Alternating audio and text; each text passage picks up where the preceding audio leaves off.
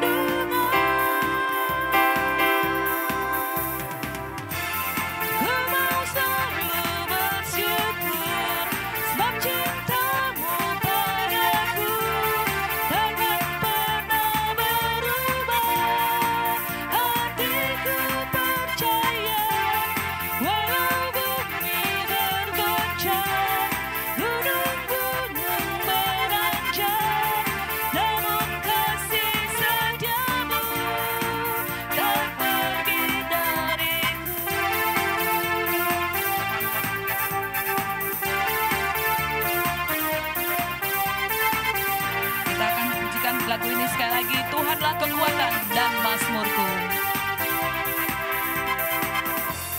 Tuhanlah kekuatan dan mazmurku. Dia gunung batu dan keselamatanku. Hanya padamu hatiku percaya. Kaulah dan kota perlindungan.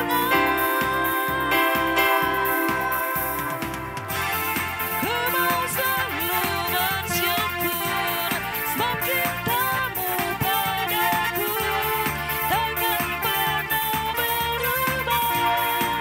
Hatiku percaya walau bumi bergoncang, gunung-gunung beranjak, namun kasih setiamu tak pergi dariku. Ku mau selalu bersyukur sebab cinta-Mu padaku takkan pernah berubah. Hatiku percaya walau bumi bergoncang, gunung-gunung beranjak, namun kasih setiamu tak pergi dariku. Kasih setiamu tak pergi dariku. Kasih setiamu tak pergi dariku.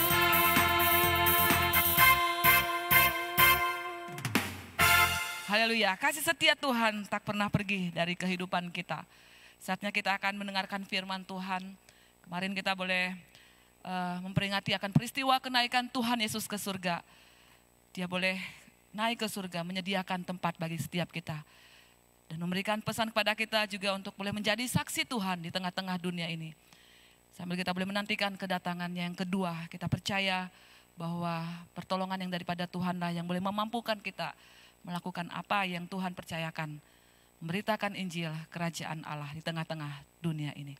Kita akan memuji Tuhan, bukan dengan kekuatanku, ku dapat jalani hidup ini.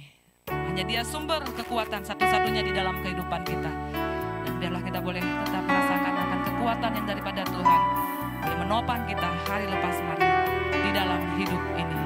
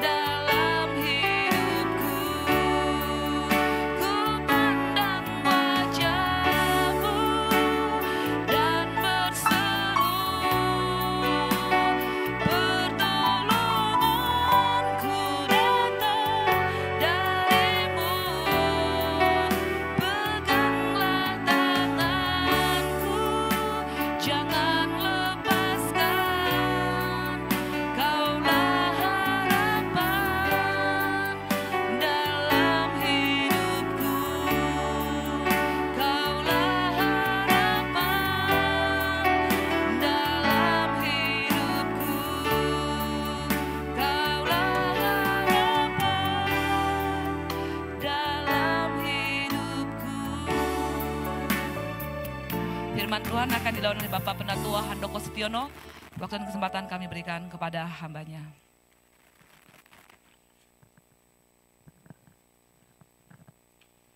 Mari kita berdoa, saudara.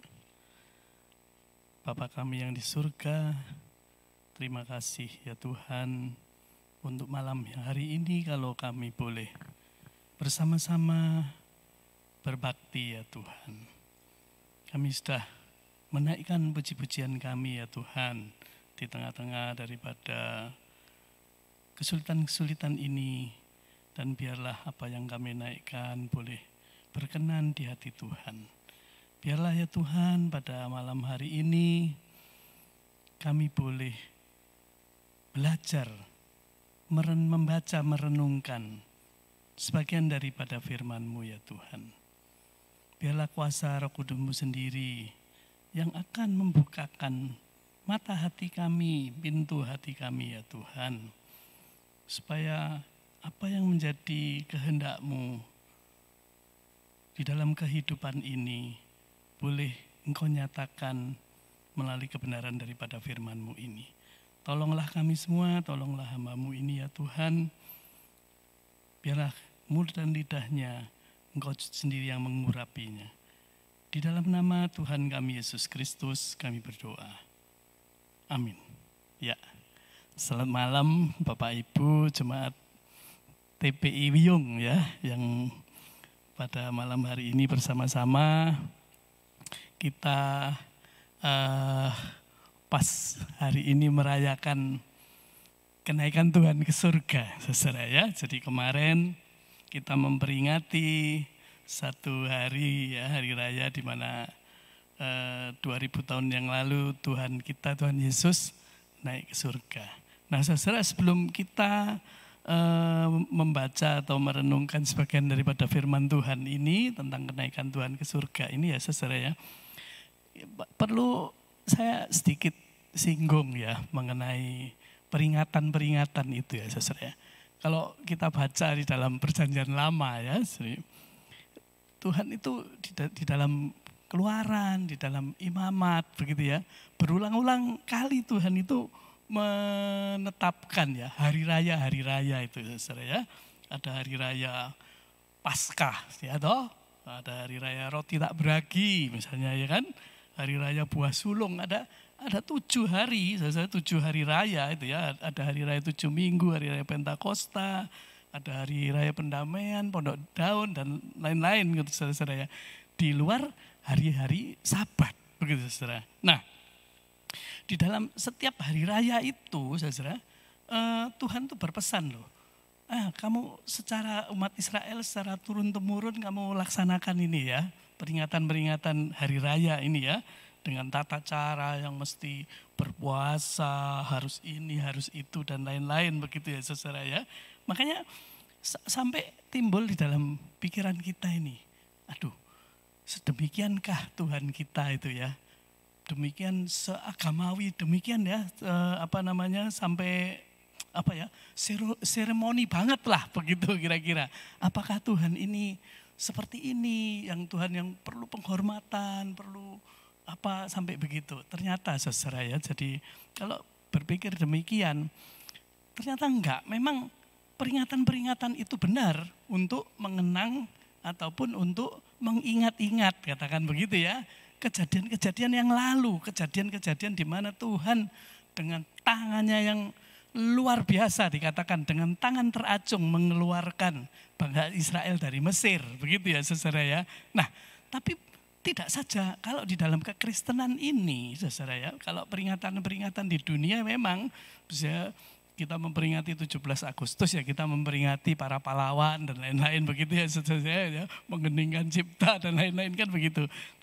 Di dalam kekristenan kita, di dalam Alkitab kita ini, hari raya itu tidak saja untuk mengenang akan peristiwa yang lalu. Itu iya, itu betul ya. Tetapi tidak saja demikian saudara ya.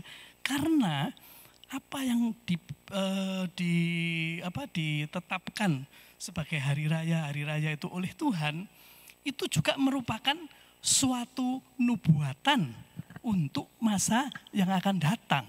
Lah, ini yang harus menjadi perhatian daripada kita semua. Oleh sebab itu ya, Rasul Paulus dalam surat Kolose pasal 2 mengatakan demikian saudara ya.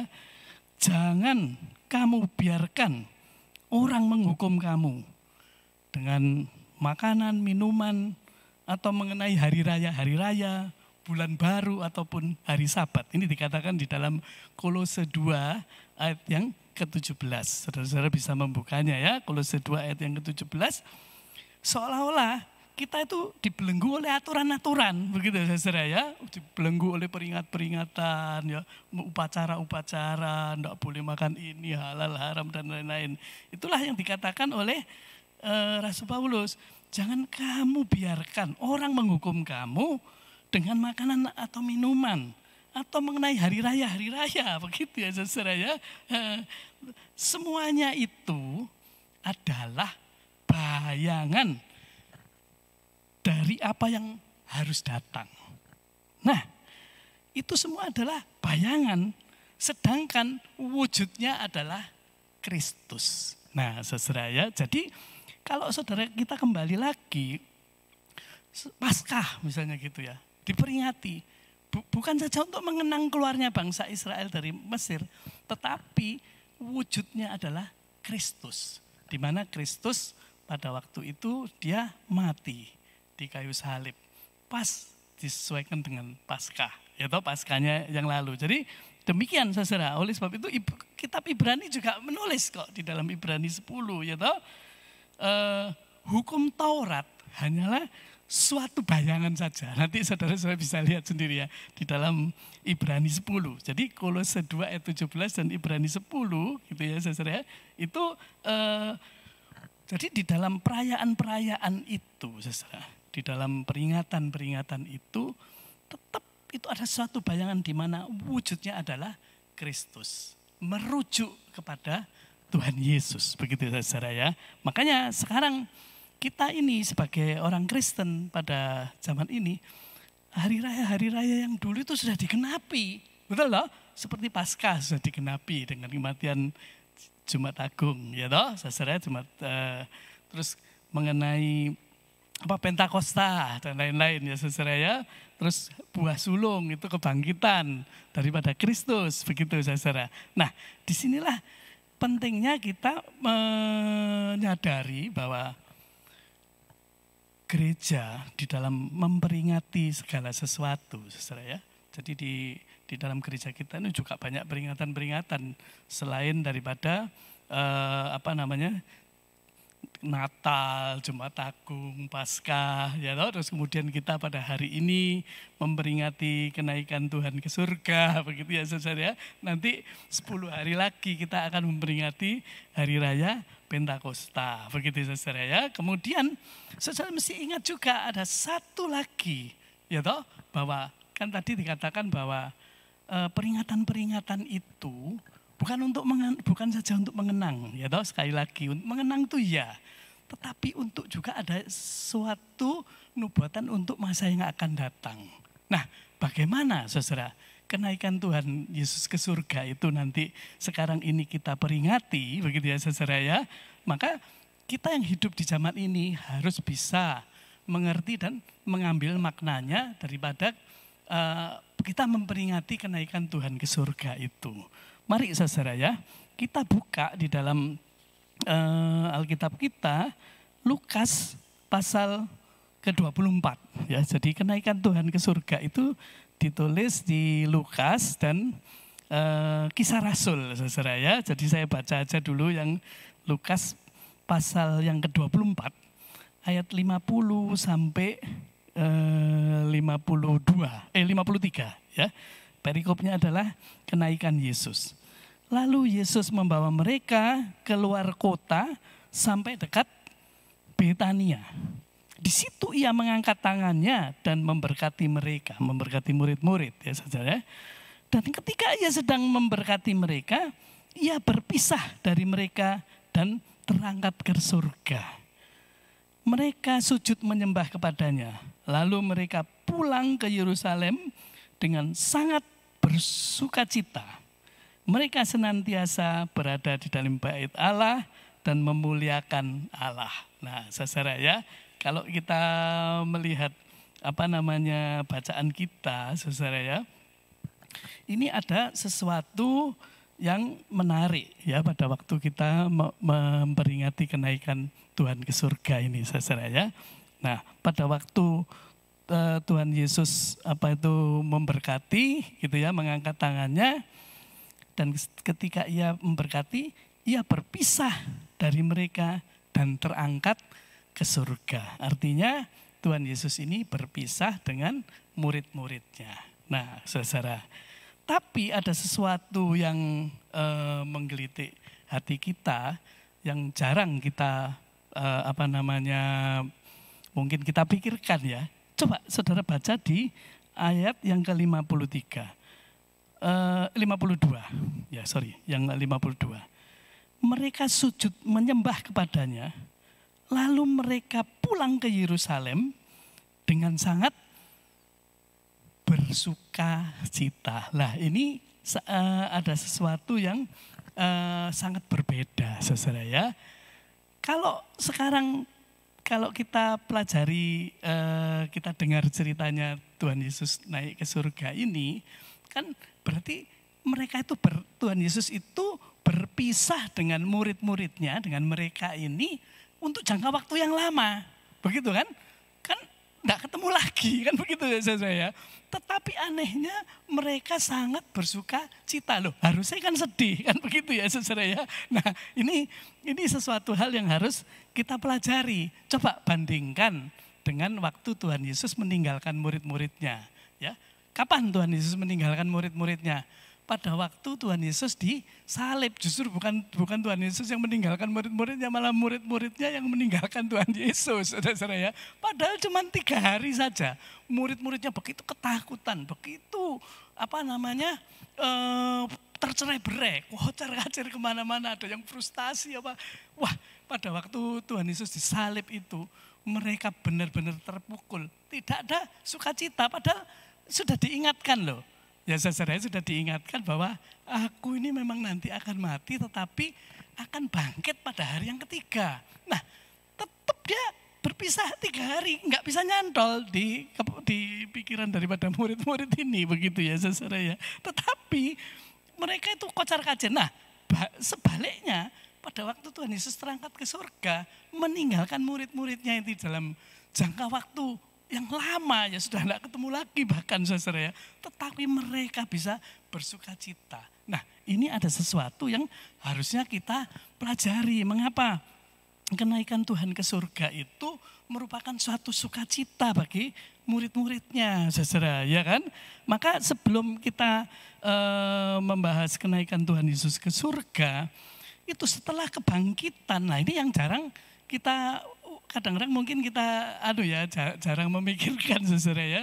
Nah, itu ada setelah kebangkitan Tuhan Yesus ya. Jadi setelah Tuhan Yesus itu mati, kemudian pada hari yang ketiga bangkit, ya toh.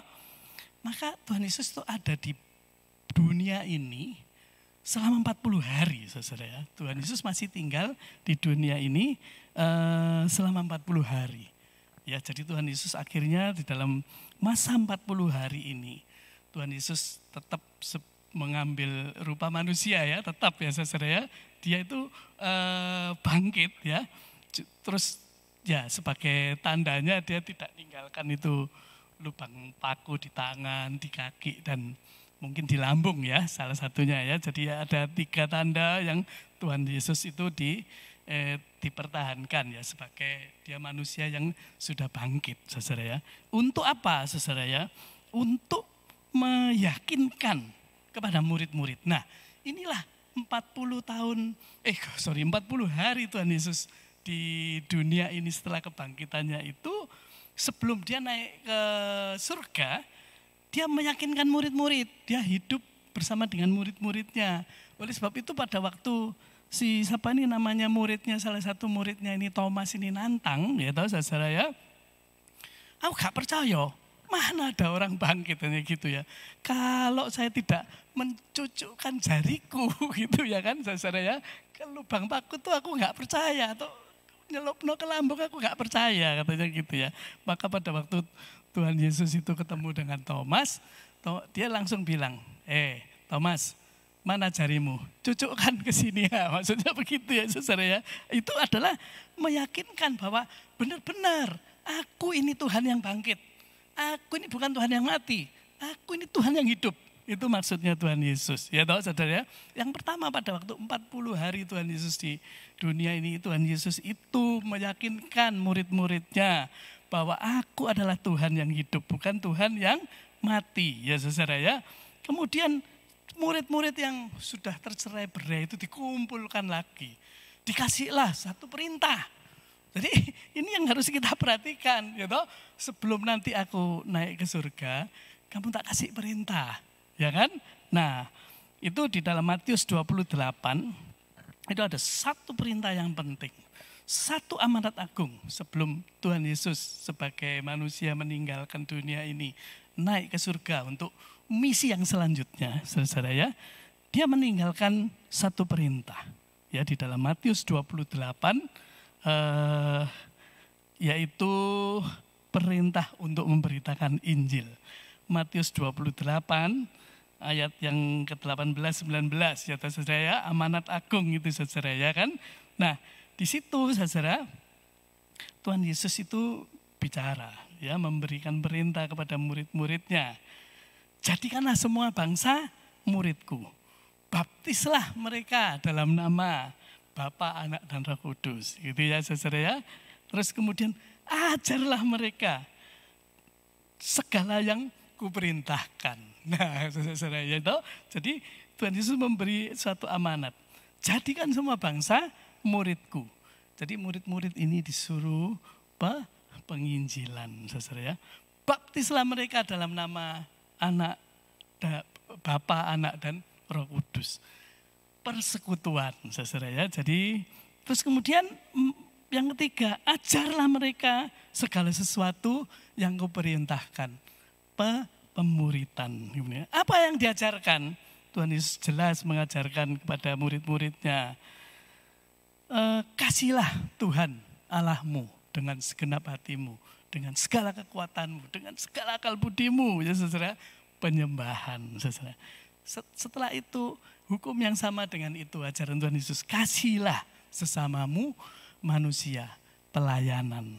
Jadi sebenarnya apa yang menjadi visi misi daripada gereja kita itu adalah ajaran Tuhan Yesus sendiri yang di dalam Matius 28 ayat 18, 19 dan 20 gitu saudara ya. Jadi kalau kita melihat di dalam Matius 28 itu judulnya perintah untuk memberitakan Injil. Jadi murid-murid itu sudah dibekali. Yang pertama tadi diyakinkan bahwa aku ini adalah Tuhan yang hidup. Yang kedua, murid-murid diberi satu perintah, dikumpulkan, diberikan satu perintah. Apa yang harus kamu lakukan nanti? Katanya begitu ya saudara ya. Nah, yang ketiga, itu Tuhan berjanji bahwa aku senantiasa akan menyertai engkau sampai akhir zaman. Begitu ya saudara. Jadi Tuhan Yesus tidak meninggalkan sendiri. Tuhan Yesus mengingatkan kepada murid-murid, meyakinkan bahwa aku ini adalah Tuhan yang hidup. Memberi perintah, tidak sekedar memberi perintah, tetapi juga menyertai. Tuhan Yesus berkata, segala kuasa sudah diberikan kepadaku, baik di surga maupun di bumi.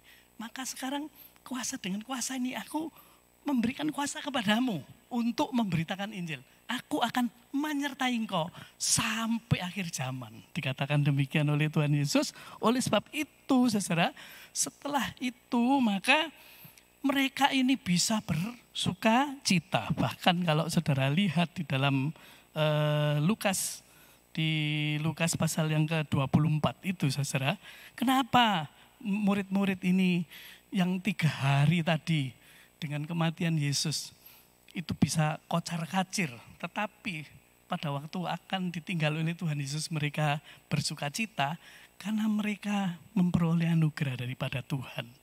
Inilah yang menjadi kunci daripada kehidupan kekristenan setiap orang Kristen ini, saudara ya. Maka di dalam Lukas 24, saya buka bersama-sama, Lukas 24, ayat yang ke-45, dikatakan demikian ya. Lalu ia membuka pikiran mereka, lalu Yesus membuka pikiran mereka. Ini adalah satu anugerah daripada Tuhan.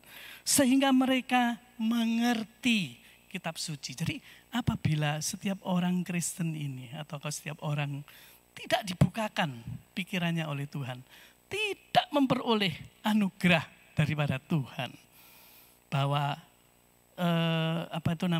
kalau pikiran itu tidak dibukakan oleh Tuhan, tidak memperoleh anugerah Tuhan, dia tidak akan bisa beriman bahwa Yesus itu adalah Tuhan dan Juru Selamat.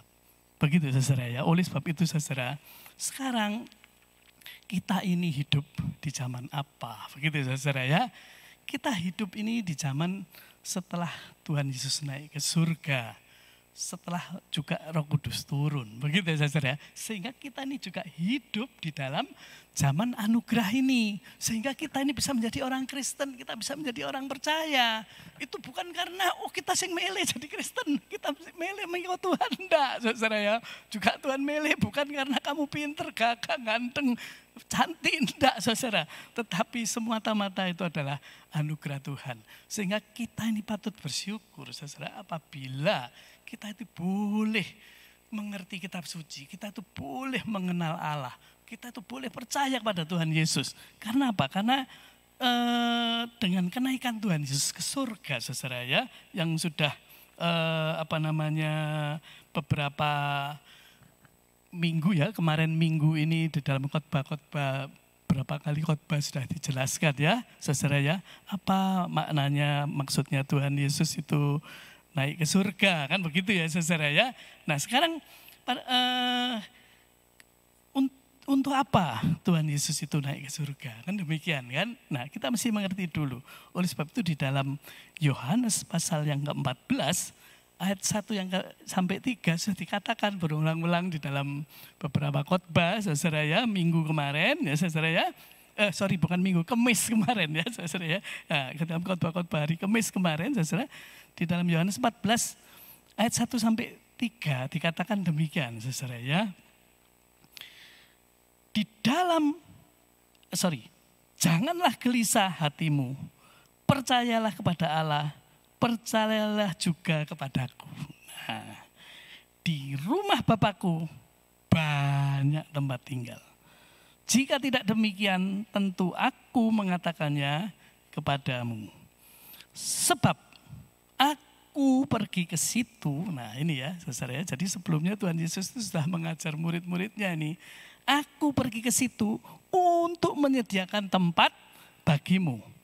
Dan apabila aku pergi ke situ dan telah menyediakan tempat bagimu, saudara, mari kita buka ya Yohanes 14 ini saudara. Sekarang kita sudah sampai di ayat yang ketiga. Saya ulangi lagi, dan apabila aku telah pergi ke situ dan telah menyediakan tempat bagimu, aku akan datang kembali dan membawa kamu ke tempatku, supaya di tempat di mana aku berada, kamu pun berada. Jadi Tuhan Yesus saudara, pada waktu dia naik ke surga, benar seperti yang sudah dikhotbahkan ya, beberapa khotbah ya saudara ya, bahwa aku pergi ke situ untuk menyediakan tempat. Ya, jadi memang surga itu adalah satu lokasi. Yang ini mengenai surga ini tidak kita bicarakan ya saudara ya. Nah, tapi itu ada satu lokasi di mana Tuhan Yesus itu atau Allah itu sudah menyediakan satu tempat begitu ya. Jadi memang Tuhan Yesus memang adalah Allah sendiri. Dia juga berasal dari sana, berasal dari surga ya. Jadi di rumah Bapakku banyaklah tempat tinggal, dan aku pergi ke situ untuk menyediakan tempat bagimu. Waduh, langsung kita sebagai orang Kristen yang mendengar ini, waduh rek, enak jadi Kristen nih, wis pasti masuk surga kan gitu ya saudara ya. Nah seringkali saudara kita ingatkan lagi, di dalam peringatan-peringatan tuh kita tuh senengannya itu berhentinya sampai di sini. Gitu? Setelah kita merayakan Natal dengan sukacita, wah kelahiran Yesus ini, bayi yang lahir juru selamat begitu kan saudara ya. Terus kemudian pada waktu Jumat Agung kita merenungkan, waduh sengsaranya Tuhan Yesus begitu ya. Demikian sengsaranya sampai kita tuh nangis-nangis. Kemudian kita merayakan kebangkitan Paskah dengan bagi-bagi telur ya, sebagai lambang dari kehidupan, kebangkitan dan lain-lain begitu. Puji Tuhan kita ini, kita sudah diselamatkan, puji Tuhan kita punya Tuhan yang hidup ya. Nah, kalau kita sudah sampai di sini saja, inilah yang namanya Kristen ini. Waduh, Kristen sak karepe dhewe. Kita egois saudara saya, kita jadi Kristen. Seperti kita ini egois yang dibungkus dengan iman Kristen lah. Ini sih masalah saudara ya. Oleh sebab itu di dalam kenaikan Tuhan ke surga ini ada satu hal yang justru sangat penting. Ya toh, dikatakan di dalam Yohanes 14 ayat 3 itu, aku akan datang kembali. Nah, yang akan datang kembali ini apakah Tuhan Yesus sudah datang? Yang datang kembali, kedatangan Yesus pada kali yang kedua. Belum, saudara. Justru kita saat ini adalah hidup di zaman di mana kita hidup untuk menantikan kedatangan Tuhan pada kali yang kedua. Ini yang harus menjadi pikiran kita sekarang. Ya toh, aku akan datang kembali membawa kamu ke tempatku. Ini nanti pada waktu Tuhan Yesus datang, di samping dia membawa kita, gitu, tetapi dengan kondisi apa, dengan syarat apa, dengan syarat nanti yang kita bicarakan ya, harus kita mentaati perintah-perintah daripada Tuhan. Tetapi Tuhan Yesus itu datang itu juga menghakimi loh saudara ya. Ini yang benar, masuk surga ke tempatku, membawa kamu ke tempatku. Yang jahat ya dimasukkan ke dalam satu neraka. Itulah seorang hakim yang adil ya saudara ya. Nah, kita ini kan hidup di akhir zaman ini, di zaman di mana di kurun waktu di mana kita menantikan kedatangan Tuhan pada kali yang kedua. Kemudian apa tugas kita saudara ya? Apa yang harus kita atau kita yang diamankan Tuhan kepada kita waktu kita menanti kedatangan Tuhan atau menanti penghakiman itu? Ya tentu saja Tuhan yang sudah menyelamatkan kita itu tadi saudara. Diingatkan lagi, ojo sampai loh ya, kamu cuma puas sampai selamat ya. Tetapi ada tugas dan tanggung jawab saudara ya kan? Ya tugas tanggung jawabnya untuk melaksanakan perintah-perintah daripada Tuhan itu. Oleh sebab itu ya saudara ya, Tuhan Yesus di dalam Matius 24 saudara ya. Coba saudara lihat ya, kalau kita buka sebentar ya Matius 24 saudara ya. Nah, di dalam Matius 24 ini itu judulnya adalah, coba lihat saudara ya, Matius 24. Di atasnya kan jelas pasal 24-25 khotbah tentang akhir zaman, begitu ya saudara ya. Nah, saudara perhatikan ya. Jadi dalam kita memperingati kenaikan Tuhan ke surga, ada satu nubuat ya bahwa Tuhan Yesus akan datang kembali. Tetap poinnya atau poinnya adalah Kristus ya, tapi kali ini adalah zaman di mana poinnya itu adalah Kristus yang akan datang pada kali yang kedua. Di dalam Matius 24 kita melihat di dalam ayat yang ke-45. Coba kita baca bersama-sama saudara ya. Ini ada satu perumpamaan tentang hamba yang setia dan hamba yang jahat. Begitu ya toh saudara ya.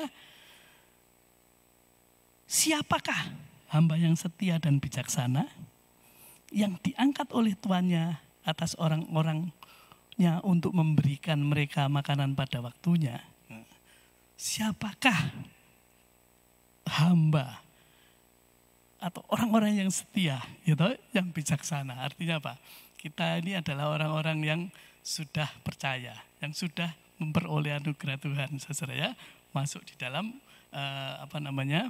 menjadi pengikut-pengikut Kristus, hamba-hamba Kristus. Siapakah hamba yang setia dan bijaksana yang diangkat oleh tuannya atas orang-orang untuk memberikan makanan pada waktunya? Ayat 46 mengatakan, berbahagialah hamba yang didapati tuannya melakukan tugasnya itu ketika tuannya datang. Luar biasa saudara ya. Artinya apa saudara? Siapakah hamba yang setia? Yaitu orang-orang yang didapati oleh tuannya pada waktu tuannya itu datang, setia melakukan apa yang diperintahkan oleh tuannya, bertanggung jawab atas pekerjaan-pekerjaannya, ya toh, tekun di dalam melaksanakan perintah-perintah daripada Tuhan, saudara ya toh. Jadi orang yang sudah dipercaya ini tadi, saudara, tidak memuji-muji Tuhan tapi dia bekerja, saudara ya toh, memberitakan Injil ke seluruh dunia, begitu saudara ya. Tetapi bagaimana mungkin ya toh orang-orang itu atau anak-anak Tuhan ini bisa berbahagia apabila kita tidak setia, apabila kita tidak bertanggung jawab, ya tidak mungkin kita itu bisa berbahagia, gitu saudara ya toh. Makanya sebaliknya Tuhan Yesus bilang, siapa hamba yang jahat? Nah, kalau saudara baca sendiri nanti, ya toh, orang yang menganggap dirinya ini tuannya, Tuhan ini lama gak datang-datang ya saudara ya. Tuhan Yesus sampai 2000 tahun kurun waktu hari ini juga tidak datang-datang. Terus orang ini menganggap dirinya adalah sebagai Tuhan, gitu, sombong, mengabaikan perintah-perintah daripada tuannya, gitu, ya, melayani dirinya sendiri dengan kesenangan-kesenangannya, memenuhi ambisi pribadi, serakah dan lain-lain, gitu. Maka tuannya itu akan dikatakan demikian, gitu. apabila hamba yang jahat itu, tuanku tidak datang, lalu ia mulai memukul hamba yang lain, makan dan minum bersama pemabuk-pemabuk. Ayat 50, maka tuan hamba itu akan datang pada hari yang tidak disangkakannya. Dan pada saat yang tidak diketahuinya itu, dan akan membunuh dia dan membuat dia senasib dengan orang-orang munafik. Di sanalah akan terdapat ratapan dan kertakan gigi. Begitu saudara ya toh. Jadi Tuhan Yesus pada waktu datang, ini makna daripada kenaikan Tuhan Yesus ya saudara ya. Pada waktu dia akan datang kembali. Jadi Tuhan Yesus waktu dia naik di surga, dia tetap bekerja saudara ya, mempersiapkan segala sesuatunya. Ya. Nah, suatu hari dia datang, bila ini dikatakan menemui hamba yang jahat, dia akan bunuh, dia akan campakkan ke dalam suatu neraka yang paling dalam, yang dimana di sana hanya ada ratapan dan kertakan gigi, siksaan, begitu saudara ya. Oleh sebab itu saudara, marilah kita di dalam masa-masa ini saudara ya, kita memperhatikan apa yang Tuhan Yesus perintahkan kepada kita. Belajarlah apa yang ada di dalam Alkitab kita ini, petunjuk-petunjuk daripada kehidupan ini saudara ya. Oleh sebab itu di dalam kitab yang terakhir pada Wahyu, ini kita cuplik di Wahyu 3 ayat 11 ya. Tuhan Yesus mengatakan, aku datang segera. Peganglah apa yang ada padamu, supaya tidak seorang pun mengambil mahkotamu. Itu kira-kira yang dapat saya sampaikan saudara. Kiranya di dalam kita memperingati kenaikan Tuhan ke surga ini, kita diingatkan juga akan ke depan yang akan kita hadapi ini. Kita diingatkan akan tugas dan panggilan kita sebagai orang-orang Kristen saudara ya. Kita sebagai orang Kristen, kita harus tetap berpegang teguh kepada perintah-perintah daripada Tuhan kita. Sampai kedatangan Tuhan pada kali yang kedua. Puji Tuhan kalau Tuhan mengatakan bahwa sabaslah engkau hambaku yang setia. Masuklah bersama-sama dengan aku di dalam perjamuan. Begitu kira-kira itu yang dapat saya sampaikan. Saudara, kiranya boleh menjadi berkat di dalam kita memperingati hari kenaikan Tuhan ke surga ini. Tuhan Yesus memberkati. Mari kita berdoa. Terima kasih ya Tuhan untuk malam hari ini. Kami jemaat di TPI Wiyung boleh merenungkan sebagian daripada firman-Mu. Ya Tuhan, kiranya Tuhan Engkau memberikan Roh Kudus-Mu kepada kami ya Tuhan. Supaya di dalam kehidupan kami sehari-hari atau hari lepas hari ini, Roh Kudus-Mu selalu memimpin kami dengan hikmat-Nya yang dari surga. Biarlah kami tetap tekun belajar daripada kebenaran firman-Mu, supaya hati dan pikiran kami ya Tuhan tertuju hanya kepada Engkau, hanya kepada kebenaran-kebenaran daripada firman-Mu ya Tuhan. Tolong kami Tuhan, supaya di dalam kehidupan kami ini hari lepas hari, Tuhan sendiri yang pimpin. Kami mengerti bahwa di luar daripada kami ini, di dunia ini menawarkan sesuatu yang menggiurkan. Justru sebagai orang-orang Kristen kami harus berjalan di jalan yang lurus. Biarlah Tuhan di tengah-tengah kegelapan ini, kami sebagai anak-anak-Mu juga boleh menjadi sedikit terang bagi dunia ini ya Tuhan. Tolonglah kami semua ya Tuhan. Kami naikkan doa ini hanya di dalam nama Tuhan kami Yesus Kristus. Amin. Selamat malam. Saya kembalikan ke Kak Rian ya untuk pengumuman. Monggo Pak.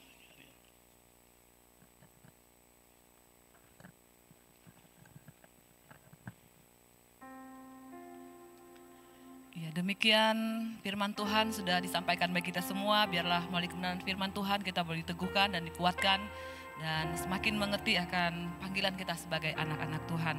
Mengucapkan terima kasih kepada Bapak Penatua Handoko Setiono yang sudah menyampaikan firman Tuhan pada kesempatan malam hari ini. Kiranya Tuhan tetap memberkati dalam pelayanan, keluarga, pekerjaan, nama Tuhan dimuliakan. Ada beberapa pengumuman yang boleh mendapat perhatian bagi kita semua. Untuk ibadah kita minggu besok di tanggal 24 Mei 2020, baik di ibadah pagi yang akan disampaikan oleh Bapak Penatua Andi Sutanto dan di ibadah sore yang akan Tuhan disampaikan oleh Bapak Pendeta Menahem. Setiap ibadah akan dilakukan secara live streaming, dan juga untuk ibadah-ibadah di Bromo, di Koblen, dan di Gateway juga linknya akan kami share. Bapak Ibu boleh terus memantau setiap link-link ataupun pemberitahuan jam-jam ibadah yang ada di gereja kita. Dan jemaat Tuhan juga boleh berkenan memberikan persembahan melalui rekening-rekening bank yang tertera. Biarlah kita boleh tetap mendukung dalam pelayanan pekerjaan Tuhan, nama Tuhan dimuliakan. Dan kita akan mengakhiri ibadah TPI Wiyung pada kesempatan malam hari ini.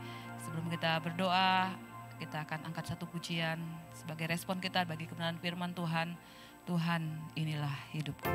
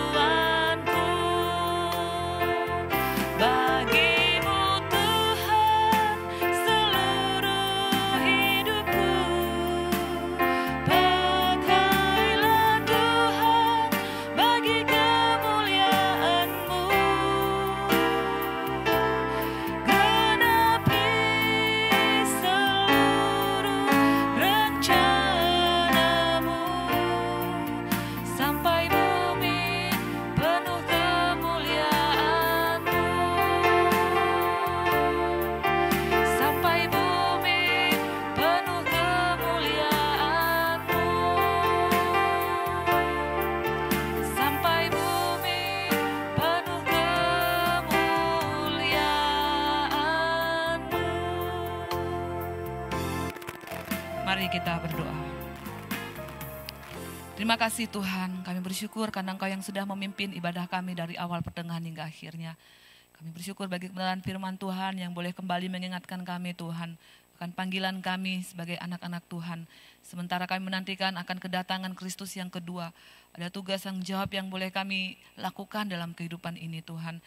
Kami telah diberikan kuasa oleh kuasa Roh Kudus yang boleh bekerja dalam kehidupan kami. Dan kami mau gunakan Tuhan bagi pelayanan pekerjaan Tuhan. Bila kami boleh bersaksi akan Engkau yang sudah menyelamatkan kami. Akan Engkau yang sudah mati, Engkau yang sudah bangkit, Engkau yang sudah naik ke surga. Boleh memberikan hidup yang kekal bagi setiap kami. Dalam melalui kehidupan kami juga ada banyak orang yang boleh menjadi percaya dan nama Tuhan dimuliakan. Terima kasih Bapak, kami mau serahkan seluruh kehidupan kami ke dalam tangan-Mu dan juga untuk petugas penata layanan yang ada di gereja kami Tuhan beserta dengan seluruh kegiatan-kegiatan gereja. Tuhan juga akan memimpin dan memberkati sehingga apa yang boleh kami lakukan Tuhan boleh memuliakan akan Tuhan. Berkati untuk seluruh jemaat Tuhan dalam segala kondisi dan keberadaan, kiranya Tuhan yang tetap menyertai dan memberkati. Inilah doa dan permohonan kami serahkan ke dalam tangan-Mu. Di dalam nama Tuhan Yesus kami berdoa dan mengucap syukur. Haleluya, amin. Bapa, terima kasih.